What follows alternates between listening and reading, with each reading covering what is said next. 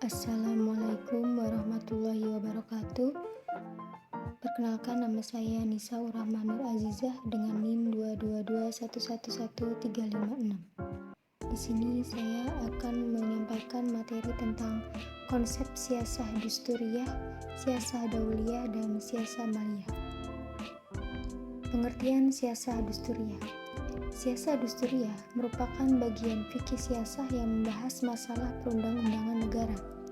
Dalam hal ini juga dibahas antara lain konsep-konsep konstitusi, yang mana undang-undang dasar negara dan sejarah lahirnya perundang-undangan dalam suatu negara.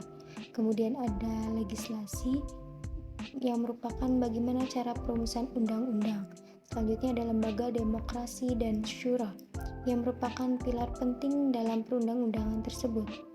Oleh karena itu disampaikan dalam kajian ini juga membahas konsep negara hukum dan siasah serta hubungan timbal balik antara pemerintah dan warga negara serta pihak-pihak warga negara yang wajib dilindungi secara bahasa.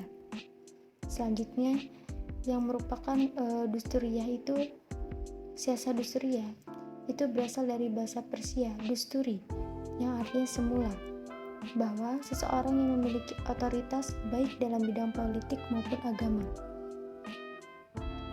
Kemudian dalam kesimpulannya bahwa kata dusturiyah itu adalah suatu norma atau perundang-undangan yang mendasar sehingga dijadikan landasan utama dalam rujukan suatu tata aturan dalam negara agar sejalan dengan nilai-nilai syariah. Dengan demikian, semua peraturan perundang-undangan harus mengacu pada konstitusinya masing-masing. Setiap negara yang tercermin dalam nilai-nilai Islam dalam hukum-hukum syariat yang telah dijelaskan oleh Al-Quran dan Sunnah Nabi Muhammad SAW, baik mengenai akidah, akhlak, ibadah, muamalah, ataupun lainnya. Dengan demikian, siasah dusturiyah itu merupakan salah satu bagian fikih siasah yang membahas masalah perundang-undangan negara agar sejalan dengan niat-niat syariah. Selanjutnya itu ada ruang lingkup siasah dusturiyah sendiri mencakup bidang kehidupan yang sangat luas dan kompleks. Oleh karenanya keseluruhan persoalan tersebut siasah dusturiyah umumnya tidak lepas dari dua hal pokok. Yang pertama itu ada dalil-dalil qauli baik dalam ayat Al-Quran maupun hadis, maqasid syariah, dan semangat ajaran Islam di dalam pengatur masyarakat yang akan tidak berubah bagaimanapun perubahan masyarakat. Kedua itu ada aturan-aturan yang dapat berubah karena perubahan situasi dan kondisi, termasuk di dalamnya hasil ijtihad para ulama meskipun tidak seluruhnya. Kemudian ada sumber hukum siasah dusturiyah.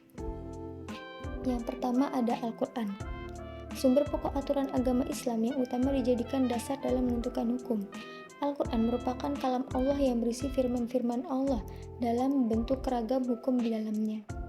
Al-Quran merupakan satu-satunya sumber yang paling tinggi dalam menentukan hukum-hukum lainnya, karena Al-Quran tidak pernah mengalami kondisi dan perubahan ataupun walau perkembangan zaman terus berjalan, jadi tidak adanya perubahan.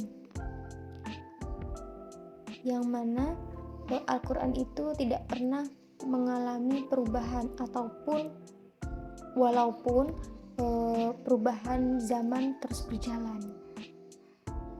Kemudian selanjutnya ada sunnah. Nah, sunnah secara harfiah itu suatu praktek kehidupan dan suatu perilaku yang diterima oleh masyarakat yang keyakinannya meliputi segenap ucapan dan tingkah laku Nabi Muhammad SAW. Selanjutnya ada ijma.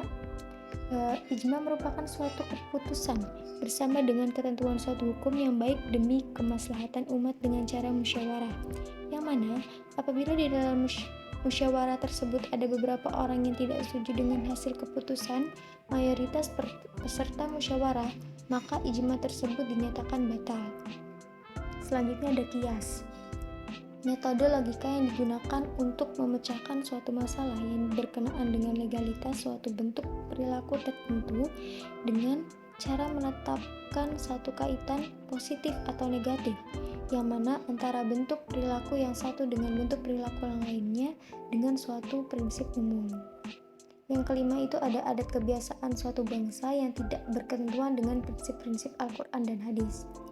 Nah, semacam itu tidak tertulis yang sering diistilahkan dengan konvensi, dan ada pula dari adat kebiasaan itu diangkat menjadi suatu ketentuan yang tertulis, yang persyaratan adat untuk dapat diterima sebagai hukum yang harus diperintahkan.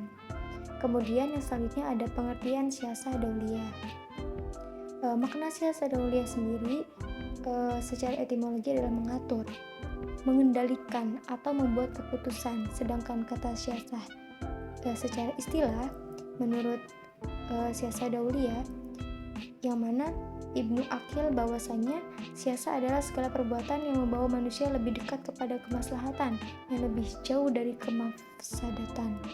Sekalipun Rasulullah telah menetapkan dan bahwa Allah Subhanahu wa taala tidak menentukannya, adapun kata dauliyah secara etimologis berasal dari kata da'lah, yaqudu daulah, negara, kerajaan, dan kekuasaan, memiliki ragam makna diantaranya hubungan antar negara, kedaulatan, kekuasaan, kewenangan, dari ragam serta makna kata dauliyah sendiri. Makna yang relevan dengan kajian ilmu hubungan internasional dalam Islam dalam hubungan antar negara. Kemudian dalam kesimpulannya bahwa dauliyah mengandung arti daulat, sedangkan siasah dauliyah itu sendiri sebagai kekuasaan kepala negara untuk mengatur hubungan negara dalam hal hubungan internasional. Nah, seperti masalah teritorial, nasionalitas, ekstradisi, persaingan, tawanan politik, pengusiran warga negara asing. Selain itu juga mengurusi perbedaan agama yang pada intinya mengatur segala aspek yang terkait dengan politik hukum internasional. Kemudian ada sejarah siasah dauliyah. Sejarah siasah dauliyah itu yang pertama ada pada masa sebelum Islam, yang mana pada masa itu hidup berdampingan secara damai berbagai bangsa di dunia ini. Telah ada sebelum adanya ajaran Islam datang. Keinginan ini terwujud dalam berbagai perjanjian antara negara dengan diiringi adat dan kebiasaan yang ada. Keduanya kemudian menjadi sumber rujukan dalam melaksanakan hubungan internasional pada saat itu. Meskipun demikian, gejala hubungan internasional yang dibangun pada waktu itu lebih cenderung untuk peperangan. Entah itu dipersiapkan untuk membangun benteng, perlindungan dari serangan lawan, dan persiapan diri melakukan peperangan. Kemudian yang kedua itu ada pada masa Islam. Pada masa Islam itu kurang lebih 700 tahun Islam pernah berkuasa dan bersentuhan dengan budaya Romawi Timur di Damaskus Mesir sampai Andalusia. Di beberapa kota berdiri beberapa perguruan tinggi, yaitu di Andalusia, Cordoba, Mesir, Baghdad. Dalam hukum Islam itu terjadinya besar pengaruh terhadap hukum internasional dengan alasannya di antara itu ada peradaban yang di dunia ini dapat dipastikan bahwa peradaban yang terdahulu itu memberikan peranan penting untuk peradaban berikutnya, yang mana dengan demikian kebudayaan Islam itu memberikan pengaruh kepada kebudayaan Barat yang datang kemudian. Selanjutnya ada Islam itu pada waktu perang salib itu memperkenalkan perilaku-perilaku dan keperwiraan Muslim di dalam perang, baik terhadap musuh, terhadap tawanan perang, dan prinsip-prinsip serta tata cara dan etika perang dalam Islam. Yang ketiga ada pasca Islam.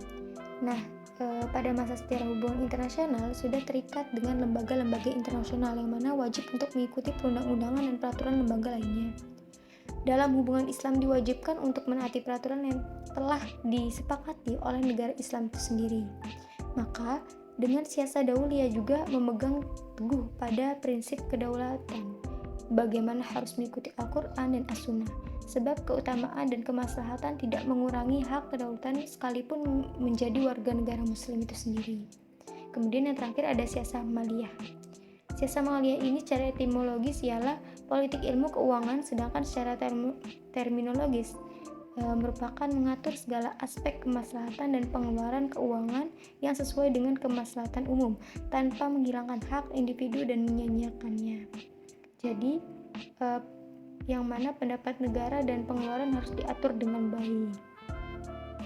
Siasah maliyah ini merupakan kebijakan politik ekonomi dalam Islam yang diterapkan setelah Nabi Muhammad SAW hijrah ke Madinah dan berkembang pesat di masa pemerintahan Khalifah Umar bin Khattab dan Utsman bin Affan. Kemudian kebijakan yang dilakukan kedua khalifah tersebut menjadikan acuan bagi praktik kebijakan ekonomi Islam saat ini. Oleh karenanya, kebijakan politik ekonomi Islam itu mencakup pendapatan dan pengeluaran negara serta subsidi yang diberikan negara kepada masyarakat.